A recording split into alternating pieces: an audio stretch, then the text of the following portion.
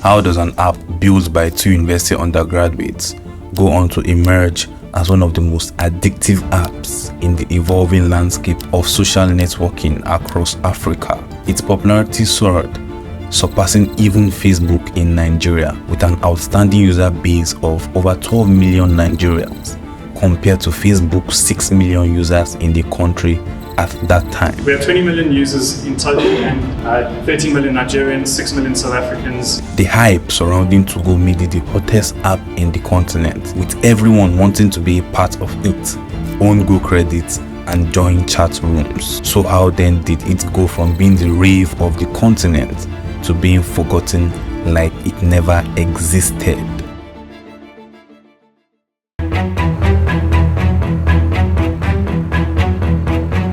As undergraduate students in the early 2000s, before the widespread of social media communication, university students were stressed with issues like checking results, knowing the exact venue for lectures and exact time for lectures. Alan Wolf and Ashley Peters, being undergraduate students of University of Witwatersrand in Johannesburg, were also going through such struggle at the time.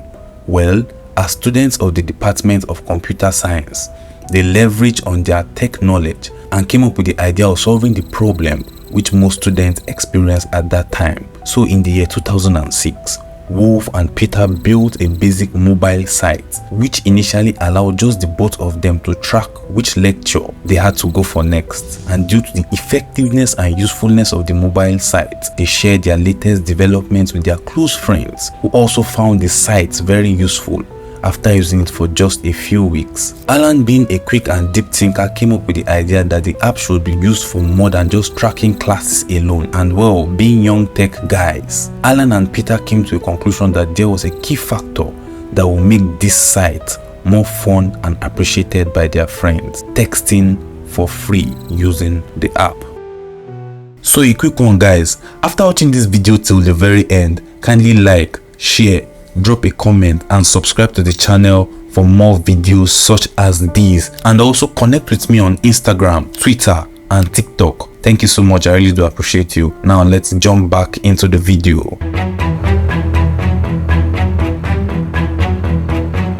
At that time, cost of SMS was quite on the high side, which meant chatting via SMS was a no-no for undergraduates because it will cost and consume so much airtime. No wonder why what started as a 3-month project carried out during their university holiday soon snowballed into what they could not have imagined. Wolf and Peter built 2go as an easy-to-use app. Luckily for them, at that time, smartphones were not common in Africa, so the app was built with feature phone users in mind. The app was easy to use, which was why it became popular due to its low data usage and compatibility with feature phones, which were common at the time. Babe, this one's for you. Thanks for bringing sunshine to my life. Oh, Jerry.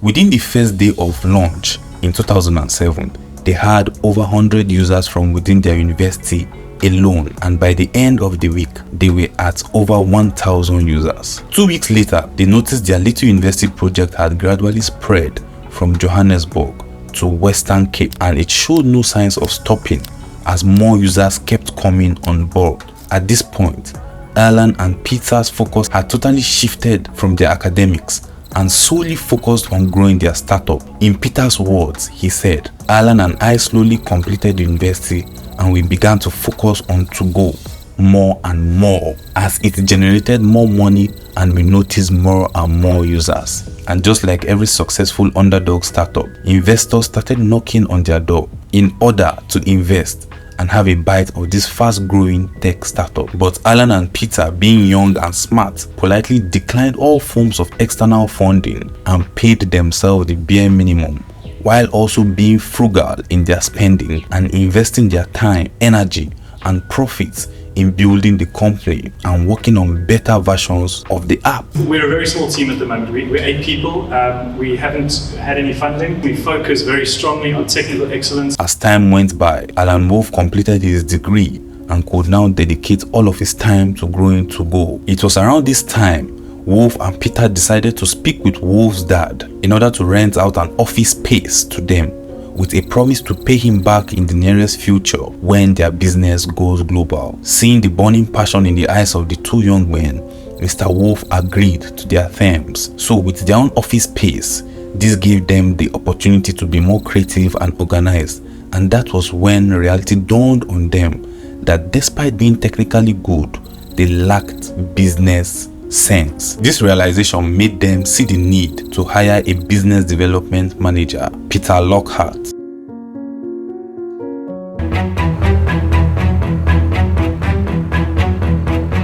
Fresh out of MBA, Peter Lockhart was eager to put into practice all he learned during the course of his graduate degree program. He was described by Ashley Peter to be a very energetic person, a quick and strategic thinker who would really be a good and positive addition to the business. Lockhart hit the ground running by doing some minor advertising around Google AdWords, now known as Google Ads. Well, as luck will have it, Peter Lockhart came in contact with two East African bloggers who pushed and publicized Togo in Kenya. Now, at that time in Kenya, the cost of SMS was on the high side, and people basically preferred using their airtimes to call rather than text. So with the introduction of Togo to the general public, it saw a rapid and massive growth in Kenya, but sadly the growth declined when Kenya changed its SMS pricing model and made the cost for each SMS much more cheaper. With this development, Togo gradually fell off in Kenya, which obviously was bad for business, and this led them to re-strategize and come up with better ways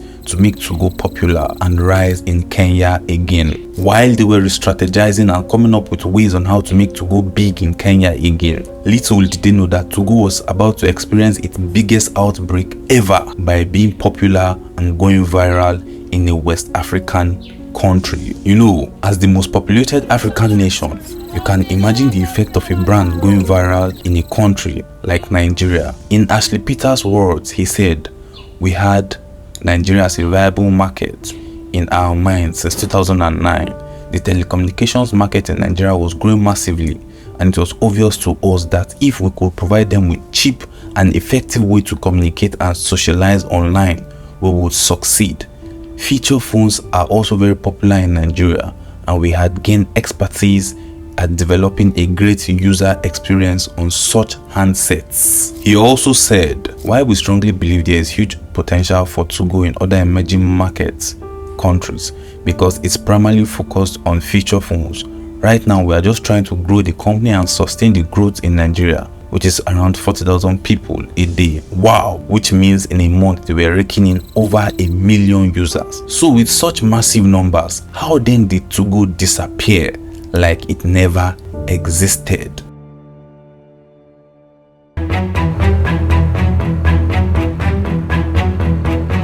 As at 2012, Togo had over 20 million users, with over 12 million active users in Nigeria alone. Togo grew in Nigeria without any form of marketing and nothing but an invite contact option on the app, and anyone could easily become a Togo user. Togo became the epitome of coolness, a status symbol, because if you were not on Togo, you were not considered cool or updated. I still remember vividly when I acquired my first feature phone around 2012. It was then I was introduced to the addictive world of Togo. Luckily for me, I did not need to download the app because the Nokia Asha 200, which I purchased from a friend, came with the app installed, and within few minutes after I launched the app, I created an account and became a proud user of Togo. Without hesitation, I began telling my guys in my area and school, "Omo, I don't open account to Alpha guy, waiting be your Togo username."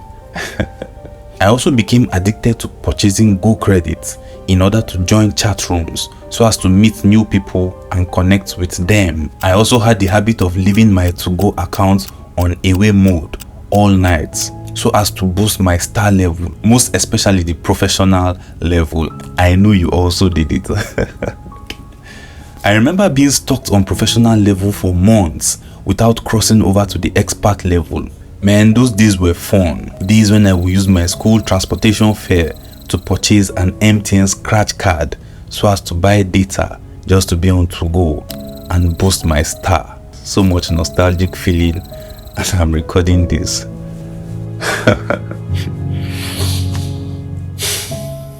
Well, looking back, Togo had the potential to become the first successful African-owned social network, and for 5 years, it reigned supreme. But eventually, it took a downturn with the advent of other dominating platforms like WhatsApp, Instagram, and BlackBerry Messenger. Togo became more like a child's app, and it did not feel so cool to be on Togo anymore. Now, it's important to note that the advent of these platforms didn't fully cause Togo's decline. However, they played a part.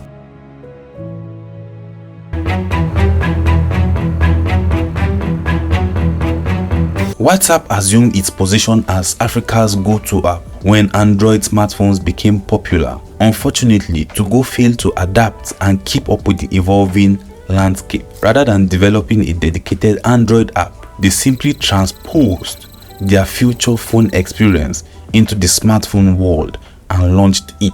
This decision was a wrong move for Togo's future. While on the other hand, WhatsApp's advantage over Togo was vested in its ability to facilitate media sharing.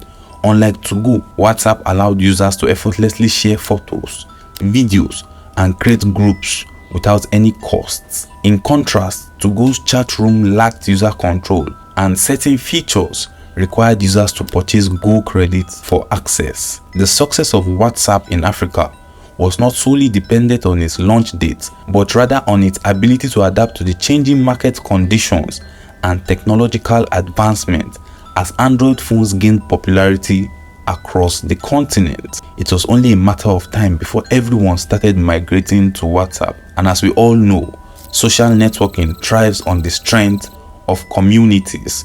So this is what I mean. If most of my friends communicate on WhatsApp, then I have no choice but to join them there in order to stay connected. You know, as a Togo addict, I remember logging into Togo sometime back in 2015, and I discovered an empty virtual world. That was when it dawned on me that it was time to move on. Slowly, I shifted my attention to WhatsApp and Instagram, and consequently abandoning Togo, the app that once captivated me and made me stay up all night at times. Sadly, I eventually uninstalled it from my phone. This untold story of Togo serves as a reminder that in the ever-evolving world of social networking, staying ahead of the curve is very essential for survival. Technology and user preferences change rapidly, and what may be popular today could easily fall off tomorrow. Well, if you think Togo's fall off was epic and tragic, then I am sure you have not watched the crazy truth about what really happened to Mr. Biggs. Thank you so much for sticking till the end. I really do appreciate you, and I will see you in the next video shortly.